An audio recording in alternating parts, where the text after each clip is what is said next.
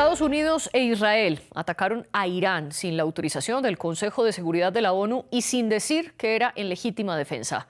En cambio, el presidente Donald Trump y el primer ministro Benjamin Netanyahu han dicho que fue un ataque preventivo para protegerse y que el gobierno persa representa una amenaza para todo Medio Oriente. Irán, por su parte, respondió disparando misiles a varios de los países de la región, incluyendo objetivos como hoteles, aeropuertos, buques, petroleras y compañías de gas. ¿Es esta una guerra legal o ilegal? ¿Y había otras opciones disponibles sobre la mesa para lograr los diferentes objetivos? Es lo que discutimos y analizamos en el debate de hoy de France 24. Yo soy María Clara Calle y le doy la bienvenida a nuestros dos invitados del día. Ellos son Luciano Mondino, analista internacional, experto en seguridad y conflictos en Medio Oriente, quien nos acompaña desde Madrid. Y desde Buenos Aires se conecta Eduardo Sartelli, doctor en Historia y analista internacional. Les doy la bienvenida a ustedes dos a este espacio y, como siempre, también una bienvenida que hago extensiva a nuestra audiencia, a las personas que nos siguen en redes sociales, donde estamos como @France24-ES, a quienes ven nuestra señal por video, sea en YouTube Live o también a través de los diferentes canales, y también a quienes nos escuchan. Estamos disponibles en Apple Podcasts, Spotify, Deezer y TuneIn. Luciano, comienzo con usted con esa pregunta que en principio parece tan simple, pero que esconde tanto detrás. ¿Es esta una guerra legal o ilegal? A ver, la legalidad justamente en derecho internacional se entiende principalmente por la voluntad que tienen los estados o los actores políticos para imprimir alguna voluntad. Esto lo consiguen únicamente en lo que es el uso de la fuerza. Para quien entendamos, el que tenga más capacidad, en este caso militar, más capacidad tendrá o bien en una negociación o bien para imponer algún tipo de voluntad política. Esto ocurre, María Clara, desde el año 1945 con lo que es el nuevo sistema internacional que se crea tras la finalización de la Segunda Guerra Mundial y que impera hasta el día de hoy. Nos encontramos en una guerra en la cual hay dos estados nacionales, Estados Unidos y el Estado de Israel, que enfrentan a un estado como la República Islámica de Irán, que durante mucho tiempo se ha alimentado también de los escenarios proxies, es decir, de Hezbollah en el sur del Líbano, Hamas en la Franja de Gaza, los Houthis en Yemen y también milicias en Siria y en Irak. Por lo tanto, la legalidad se va a revestir principalmente entendiendo correctamente lo que significa la fuerza y la capacidad militar en el derecho internacional público y contando también la realidad política de los actores. Para Estados Unidos tiene que ver con la gran contienda que hay con China en una suerte de Guerra Fría 2.0 y para Israel una guerra existencial en la cual está al frente un Estado que es la República Islámica de Irán, que durante mucho tiempo ha amenazado concretamente la existencia del propio Israel.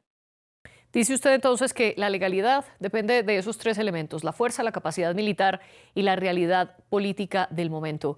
Eduardo, bienvenido usted también. ¿Para usted es una guerra legal o ilegal? Bueno, gracias por la invitación.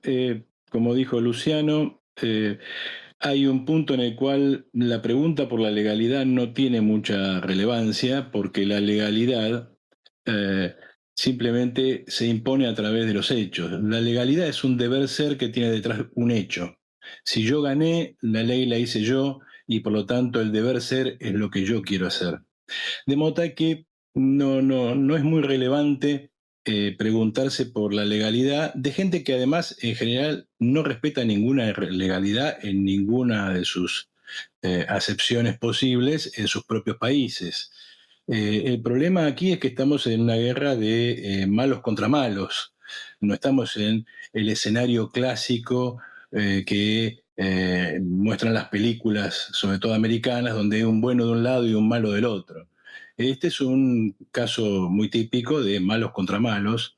Uno quisiera poder ponerse de un lado y decir apoyamos a este, pero en realidad lo que estamos viendo acá es un momento de un cataclismo universal, que ya lo señaló Luciano también, que tiene que ver con esta nueva situación de confrontación a escala internacional que protagonizan China y Estados Unidos. China y Estados Unidos son la línea de conflicto principal. Los demás conflictos están atados a esta línea de conflicto, se subordinan a esta línea de conflicto, se organizan en torno a esta línea de conflicto. Y entonces, cuando uno piensa en términos geológicos, piensa qué es lo que une el estallido de un volcán, el ascenso de una cordillera, un tsunami, terremotos, y lo que está uniendo todos esos eventos en diferentes lugares del planeta, aparentemente desconectados, son fallas geológicas, bloques continentales que chocan, y ese choque es lo que ordena todas esas emergencias. Acá el choque, las placas tectónicas de la política internacional son China y Estados Unidos, y los, perdón, y los puntos en los que emerge son Venezuela, Ucrania, Irán, Groenlandia y muy probablemente, y en no demasiado tiempo, Taiwán. Obviamente, en todos estos puntos de emergencia hay conflictos propios. Taiwán tiene un conflicto con China continental, ya sabemos por qué. El conflicto entre Irán e Israel se puede discutir, y también nos vamos a encontrar en una guerra de malos contra malos, pero cada uno tiene sus intereses y los explica como si él fuera el bueno. Y lo mismo pasa en Ucrania y en Venezuela. Lo que estamos viendo acá es un punto más de ruptura de este choque de placas tectónicas. Y lo que debemos preguntar, más que por la legalidad, es hasta cuándo, en general, los pueblos del mundo van a seguir mirando esto, este desarrollarse de esta batalla gigantesca sin intervenir. Cuando me refiero a sin intervenir, sin que aparezcan terceras o cuartas posiciones que señalen que esta línea de organización del sistema internacional no es la más conveniente, porque estamos yendo a una guerra mundial. Eh, no hace falta decir que la guerra Sí. mundial va a transformarse o a producirse igual que la primera y la segunda, pero estamos en ese camino. Y si estamos en ese camino, quiero preguntarle ahora a Luciano, aquí, ¿cómo juega ese concepto de guerra preventiva? O si ya no se necesita legalidad alguna para atacar a otro país, sino que es cuestión de fuerza, como ustedes dicen. A ver, en la presidencia de Obama, cuando se inicia la operación y la campaña militar en el Levante para erradicar lo que era el Estado Islámico, el Daesh, no se pidió la autorización del Congreso de los Estados Unidos y no hubo tampoco ningún tipo de revuelo. Creo que muchas veces hay una mala lectura de lo que es la realidad del Medio Oriente porque se desconocen dos cuestiones principales. Primero, el hecho de lo que significa la guerra de por sí. No son elementos similares a lo que podemos, por ejemplo, analizar en la guerra de Ucrania o bien analizar en las guerras que se han dado posterior a la disolución de la Unión Soviética en el territorio europeo. Segundo punto, hay un factor que es el identitario y el religioso que conforma también un propio factor ideológico que nos define la peligrosidad y la amenaza del rival que hay enfrente. Yo en esto no estoy de acuerdo en que estemos planteando un escenario de malos contra malos, tampoco creo en un escenario dicotómico en el que vayamos a resumir o simplificar todo en el buenos contra los malos, pero sin dudas que es muy complejo poder estar en el mismo bando que un Estado que ha propiciado durante muchísimo tiempo el sostenimiento a Hezbollah en el sur del Líbano y que en Argentina fue quien planificó dos de los atentados más mortíferos del siglo XX en la Embajada de Israel en el año 1992 y en la Mutual de la AMIA en el año 1994. Creo que ahí ya hay una apreciación personal que la cual no voy a discutir, creo que es un término meramente personal, pero sí que nos muestra una realidad cuando se produjo justamente el inicio de la operación militar de Estados Unidos e Israel en Irán y las calles en Irán se volvieron gran parte de celebración porque se preveía un gran golpe al régimen de los ayatolá.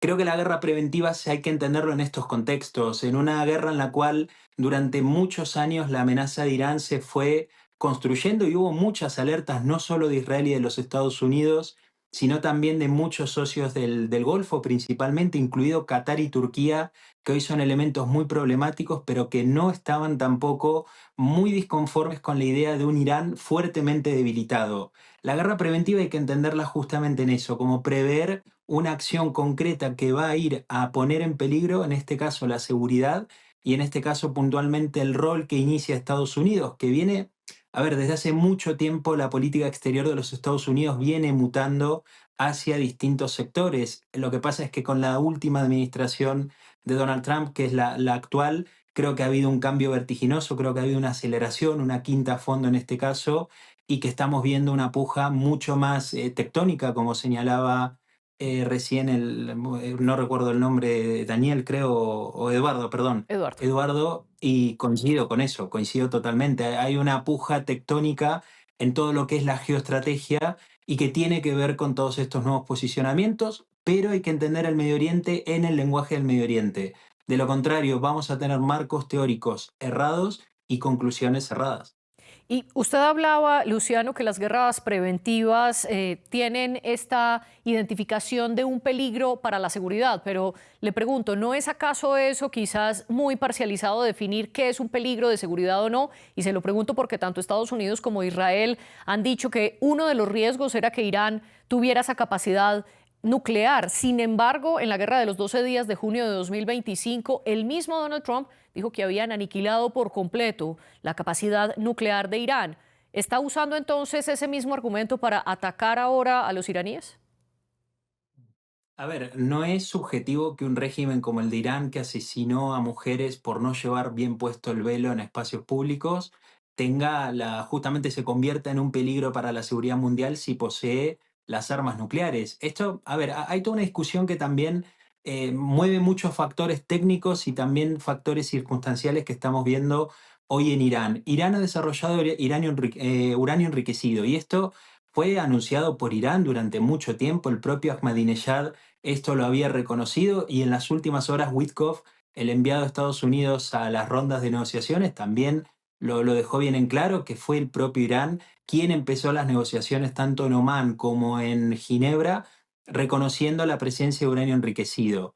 El acceso de Irán a las armas nucleares te deposita un régimen que es teocrático, que de naturaleza no es un elemento racional del tablero internacional, a jugar con las armas de destrucción masiva con dos posibilidades. Primero, que haya un efecto contagio en todo el Medio Oriente. Bin Salman, el príncipe heredero de Arabia Saudita en el año 2023, fue muy claro. Dijo, si Irán tiene las armas de destrucción masiva, o sea, la bomba atómica, nosotros también la tendremos. Además, hay un segundo factor, el efecto contagio y la dispersión a todos los grupos terroristas. Se sabe que Irán es un estado patrocinador de grupos terroristas como Hezbollah en Líbano o Hamas en la Franja de Gaza. ¿Podríamos imaginar a Hamas, que produjo una masacre el 7 de octubre en el sur de Israel, en el Festival Nova, o Hezbollah, que asesinó a cientos de personas, también incluso dentro del Líbano, y que viene con distintas facciones desde la guerra civil de los años 70, poseedores de armas de destrucción masiva, armas nucleares o tecnología nuclear? Y quiero preguntarle en ese mismo sentido ahora a Eduardo, precisamente qué tanta validez tienen esos argumentos de decir, como Irán había atacado hace unos años atrás a diferentes países, incluyendo Estados Unidos, incluyendo la matanza de militares estadounidenses, como lo dijo el propio Donald Trump, estos hechos que ocurrieron tiempo atrás, ¿qué tanta validez le dan ahora a los operativos de Estados Unidos e Israel? Ninguna. No tienen nada que ver con el motivo real de la guerra. Se hubieran producido igual. La mayoría de las cosas son verdades, mentiras verdaderas, como diría Arnold Schwarzenegger. Digamos, son mentiras que se pasan por verdades, porque en parte son verdades y en parte no. Son argumentos, excusas de guerra, parte del relato con el cual se encubre lo que realmente se quiere hacer. Basta digamos, revisar los argumentos de Donald Trump, que son, como vos mismo lo señalaste, del más variado tipo, que se contradicen unos con otros y que van cambiando con el tiempo, para darse cuenta que el verdadero objetivo y el verdadero motivo por el cual se entra a esta guerra, por lo menos Estados Unidos, es otro. E insisto con esto, acá no hay una guerra de buenos contra malos y cosas por el estilo. No voy a entrar en una disputa subjetiva porque cada uno tiene sus valores y opina desde allí. Pero todo lo que dijo Luciano sobre lo malo que es el régimen iraní, que es verdad, ese régimen iraní es un régimen execrable y no se puede defender, se podría decir tranquilamente del Estado de Israel. Estamos ahora en medio de un genocidio en Gaza que es parte de una larguísima trayectoria de expulsión de población palestina desde la Segunda Guerra Mundial para acá. Por lo tanto, no veo que tengamos el bueno de un lado y el malo del otro.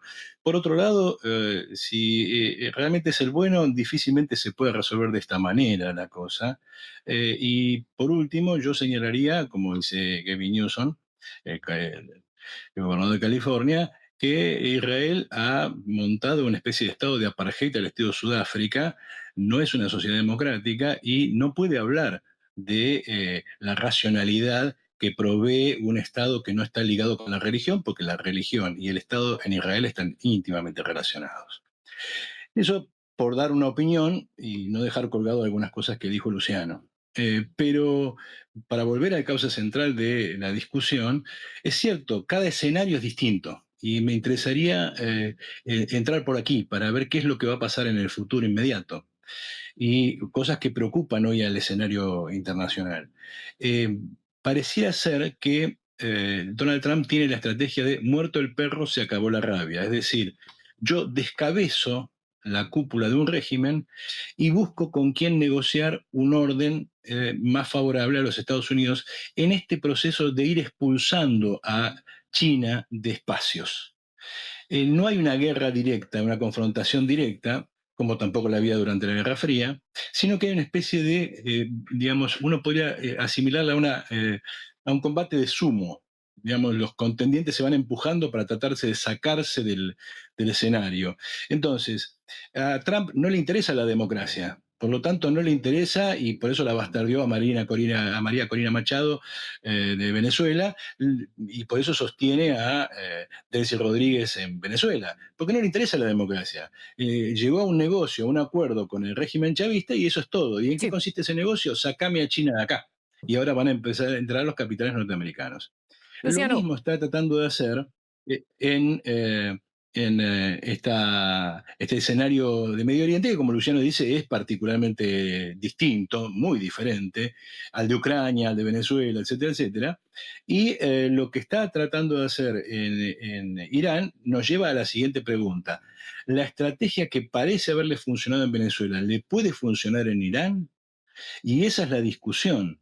Más allá de los intereses israelíes en Irán y la guerra con Irán, y si son válidos o no, si no son válidos, y las opiniones personales, descabezar a la cúpula iraní no parece ser la solución al problema o no parece dar los mismos resultados que dan en Venezuela, porque Eduardo. descabezó a la cúpula y estuvo, digamos, recibiendo ataques por todos lados, una política muy coordinada, una estrategia muy clara, como si hubiera una cabeza pensando detrás de esto. Es decir, como si no hubieran descabezado realmente a la cúpula verdadera, o como si el régimen tuviera una estructura tal que no fuera tan personalista o que fuera capaz de ser, como dijo un periodista argentino, una hidra de 1000 cabezas. Le cortás una cabeza y vuelve a brotar la otra.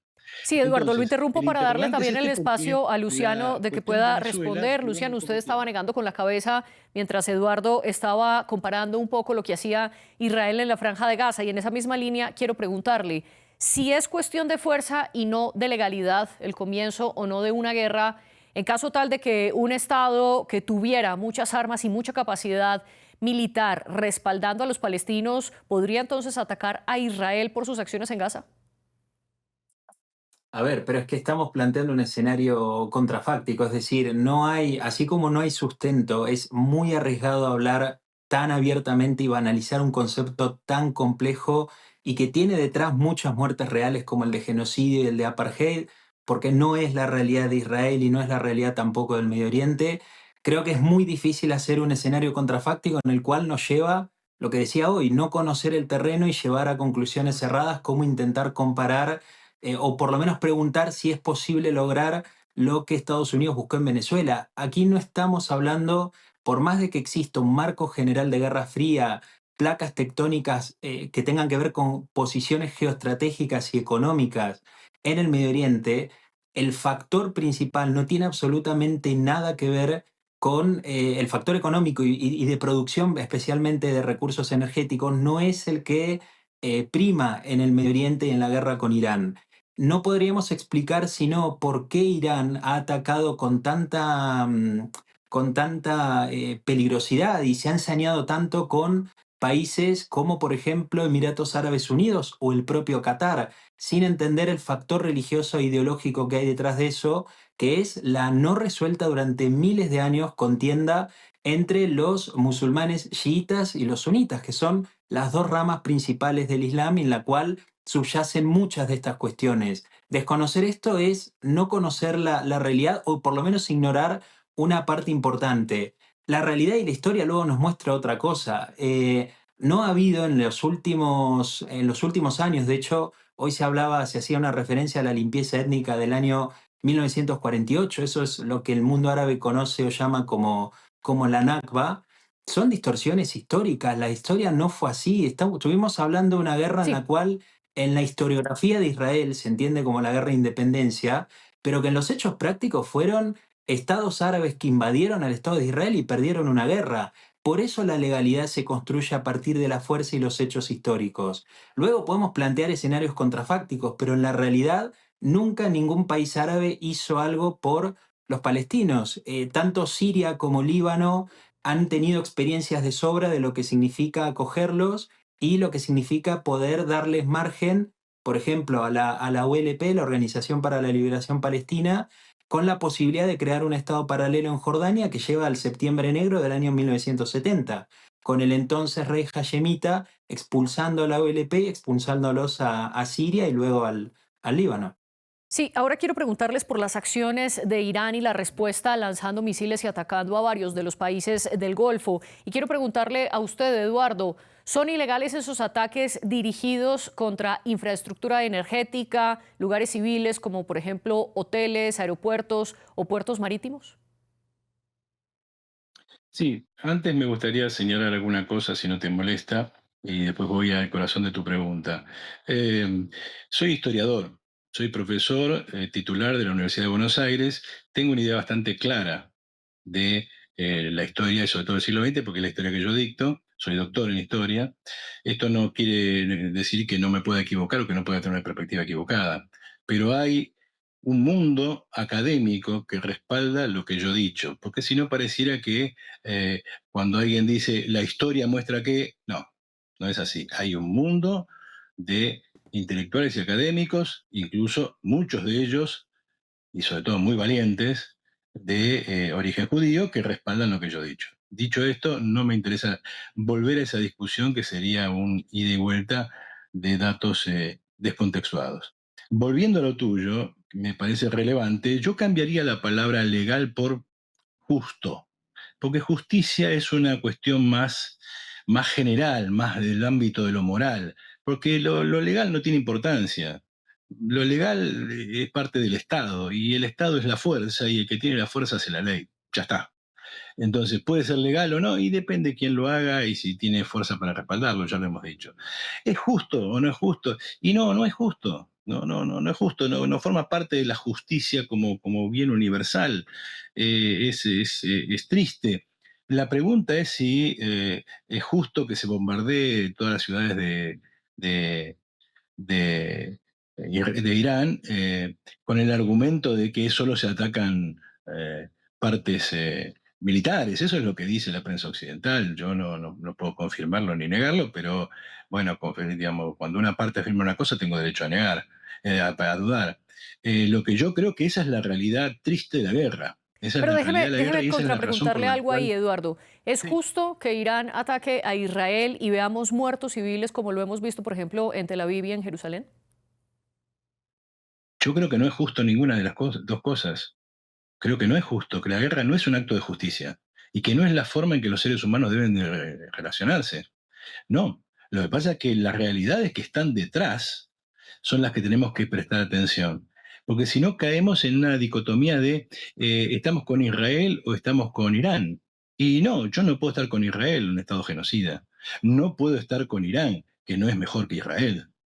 Por lo tanto, cuando me haces una pregunta de ese tipo, te tengo que contestar lo siguiente. Es necesario que la población de esos países, y en Israel existe eso, lamentablemente en Irán no, porque es una sociedad donde el Estado tiene un control muy superior sobre la población, eh, exista una fracción de la sociedad, una parte mayoritaria de la sociedad que le ponga fin a los delirios de los intereses específicos de sus gobernantes y de sus clases dirigentes. Sí. Acá, detrás de esto, sí está el factor económico. Pretender remontar esto a la lucha entre suníes y chiíes o a la Biblia en tiempos de Abraham, no lo voy a calificar, pero es equivocado, es una forma que no es realista ni materialista de ver la historia. La historia no se mueve por esas cosas, nadie va a la guerra por esas cosas. Y el mismo Luciano decía, los árabes no han hecho nada por los palestinos, pero porque no existen los árabes. Lo que existen son intereses particulares, no existe el Islam.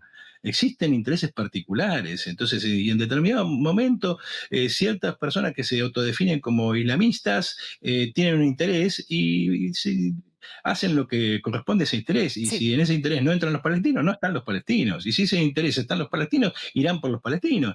Pero veamos las cosas como son. Y las cosas como son estamos viendo una crisis mundial porque emerge un poder y se cae otro, y en ese cambio de las relaciones internacionales vamos a ver un enorme sufrimiento humano que si no hacemos algo, no va a ser más que incrementarse. Y Porque lo que estamos viendo es la Eduardo, puja sí, le pido por desesperada favor que entre alguien que redondee la idea. asciende y alguien que se cae.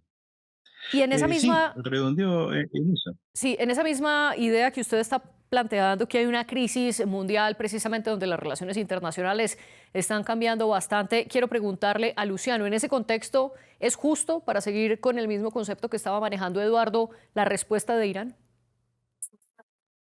Hay un principio que tiene que ver con la direccionalidad, y esto es lo que definen las normas que van moldeando también las guerras. El derecho internacional no está para evitar las guerras. Hay una rama del derecho internacional público que justamente lo que hace es, en caso de que éstas se den, que muchas veces también descomprimen, por ejemplo, rivalidades entre grandes potencias que puedan alcanzar un enfrentamiento nuclear y con esto llegar a una destrucción masiva, que sería un saldo muy negativo para todo el mundo, poder regular esos enfrentamientos. El principio de direccionalidad te lo voy a demostrar en un ejemplo muy claro. Si vemos los mapas, las señales, en Israel hay señales de alerta cada vez que un misil venga o de Irán o cohetes de Gaza o misiles de Hezbollah del Líbano, van a caer en las zonas pobladas o de las grandes ciudades o zonas del Negev que están habitadas en el sur de Israel o en el norte las que están más pegadas.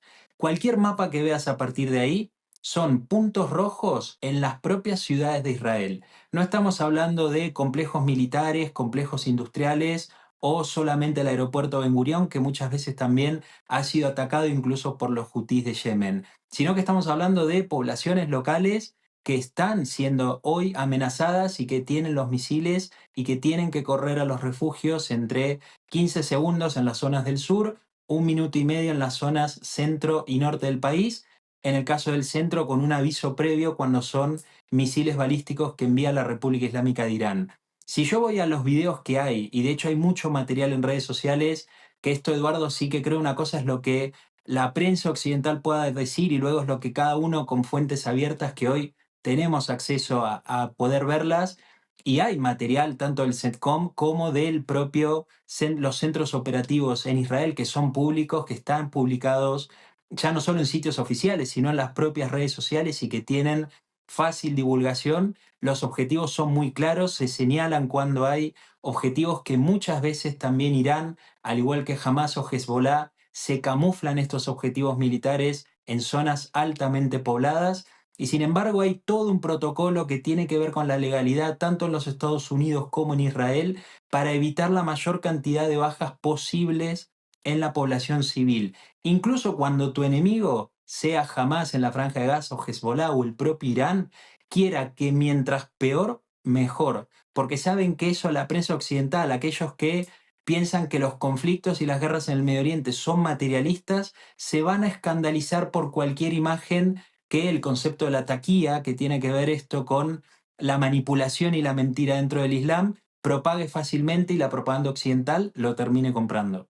Luciano, y quiero preguntarle a propósito de ese principio de distinción que usted menciona, que precisamente está dentro del derecho internacional humanitario para diferenciar entre los objetivos militares, como son los uniformados, el ejército, etcétera, de los civiles.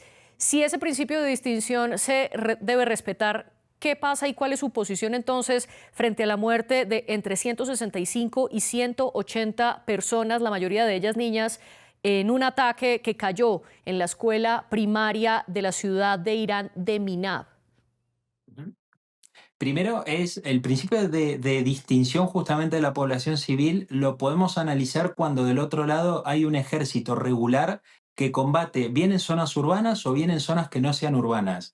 Pero cuando tenés organizaciones que no son convencionales militarmente, que además son grupos paraestatales que tienen peso en los propios estados, Hamas o la Guardia Revolucionaria Islámica en Irán o Hezbollah en el Líbano no pelean siempre con uniformes, María Clara. Jamás en la Franja de Gaza durante años, y esto la propia UNRWA, Agencia de Naciones Unidas, lo ha reconocido hace muchos años, que en las propias escuelas se guardaba armamento. Esto era conocido, que había organizaciones internacionales que empleaban a personal de Hamas, de la Yihad Islámica Palestina o también de Fatah.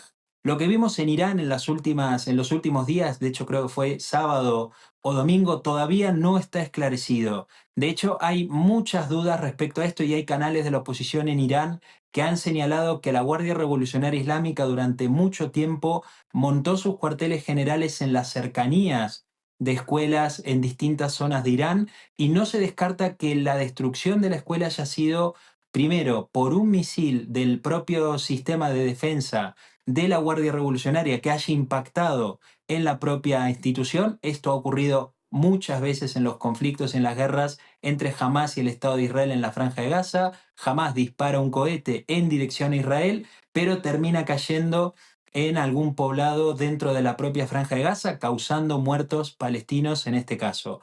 No sería la primera vez, hay mucho de dudar respecto a esto, pero sin dudas la credibilidad que va a tener un ejército convencional sujeto a doctrinas militares va a ser muchísimo mayor que lo que la Guardia Revolucionaria Islámica o las fuerzas Quds puedan llegar a decir. Ustedes dos quizás en lo único en lo que han coincidido en este espacio es que quien tiene la fuerza hace la ley. Eduardo, si esto es así, ¿está muriendo entonces el derecho internacional? El derecho internacional no existe, no existió nunca y no existirá jamás mientras estemos dominados por sociedades armadas en torno a contradicciones de clase, contradicciones económicas, que se enfrentan entre sí por el dominio de la riqueza mundial. Eso es así. Pero lamento tener que ir por otro lado, pero el relato de Luciano es el relato de una ideología cerrada, de una ideología que cuando del otro lado mueren inocentes, en realidad no lo eran, eran soldados irregulares disfrazados de colegiales. Putin cada 2 por 3 explica que cuando tira un misil sobre Kiev y estalla en una escuela, en realidad ya había un arsenal. No veo qué principio de distinción hay en la franja de Gaza absolutamente destruido.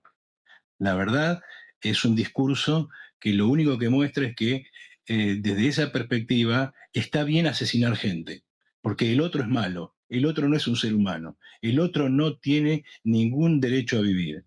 Y así no se puede enfocar el problema. Que el régimen iraní es una porquería, no le cabe duda a nadie, creo que ni siquiera al propio régimen iraní.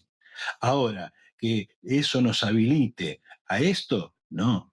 Son dos cosas diferentes. E insisto, no puede haber un derecho internacional si no aparece una tercera o una cuarta posición en torno a esto. Es decir, a una parte de la población israelí, de la población norteamericana, de la población europea, de la población de la propia Irán, etcétera, etcétera, que le ponga fin Sí. a esto bajo otro orden social. Porque de lo contrario, esto ya sucedió una vez. Este choque de placas tectónicas sucedió entre 1920 y 1940. Era entre Alemania y Estados Unidos, y después fue entre Estados Unidos y la Unión Soviética, y ahora es entre Estados Unidos y China. Y esto lo único que adelanta para el mundo no es los problemas de un derecho internacional inexistente. Lo que adelanta para el mundo es una enorme sangría, una enorme destrucción, una enorme miseria, una Sí, enorme Eduardo. destrucción de condiciones de vida. Y Y en ese discúlpeme, lo contexto, interrumpo, se perdóname, nos está cierro con acabando el esto. tiempo. Discúlpeme, Sí. lo interrumpo, se nos está acabando el tiempo y quiero darle también la posibilidad a Luciano de responder en un minuto que nos queda. ¿Está entonces en jaque mate el derecho internacional en medio de este choque? A ver, sin dudas, pero partimos de lo mismo. Por parte de Eduardo, está describiendo un mundo que no existe. Había una persona, Oded Lifshitz, un israelí de 83 años, que el 5 de octubre del 2023 estaba en la Franja de Gaza trayendo niños a Israel para ser curados de enfermedades terminales en los hospitales israelíes. No en hospitales de la Franja de Gaza, sino en hospitales de Israel. Sin embargo, el 7 de octubre, 2 días después, los mismos gazatíes, junto con Hamas y la Yihad palestina, secuestraron a Oded Lifshitz, lo llevaron a la Franja de Gaza, lo asesinaron y lo tuvieron más de un año en cautiverio. Ese mundo que está describiendo Eduardo, que no existe, tiene el mismo final escrito o guardado para aquellas personas que piensan que es un mundo regido por intereses que no existen realmente y por buenismos que no son los que se describen. La realidad es Sí. esta, es lo que estamos percibiendo a día de hoy, pero insisto, hay que siempre contextualizar correctamente en la función principalmente de lo que significa el Medio Oriente y despojarse de muchas cosas que hemos recibido a lo largo de muchísimos Luciano. años, tanto en posgrados como en doctorados en Occidente. Luciano Mondino y Eduardo Sartelli, se nos acabó el tiempo lastimosamente, les agradezco estar aquí en este programa. El debate tuvo como jefe de edición a Andrés Doncel, la productora de invitados fue Melisa San Miguel. Ustedes sigan con nosotros.